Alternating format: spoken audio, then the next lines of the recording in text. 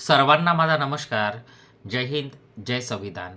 Actually तुमचं लग्न जोडलेलं आहे आणि लग्न झाल्यानंतर तुम्हाला माहिती होतं की माझ्या बायकोला किंवा माझ्या नवऱ्याला एक गंभीर आजार आहे आणि त्या आजाराबद्दल तिने लग्नाअगोदर किंवा त्याने लग्नाअगोदर कुठल्या प्रकारची इंटिमेशन दिली नाही किंवा कुठल्याच प्रकारचं आम्हाला सांगणं केलेलं नाही. तर इन फ्युचरमध्ये जर तुम्ही घटस्फोटाची याचिका कोर्टामध्ये दाखल करत आहात, तर तुमच्याकडे डॉक्युमेंटेड प्रूफ आहे आणि ती याचिका कोर्टात दाखल झाल्यावर ते घटस्फोटाचं एक कारण बनू शकतं.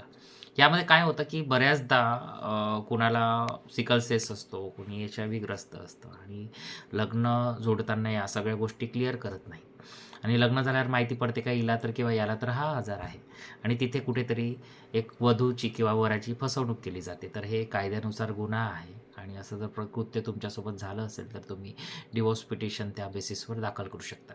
अशाच कायदेशीर माहितीकरिता माझ्या पेजला फॉलो करा आणि आवडलं तर नक्की शेअर करा.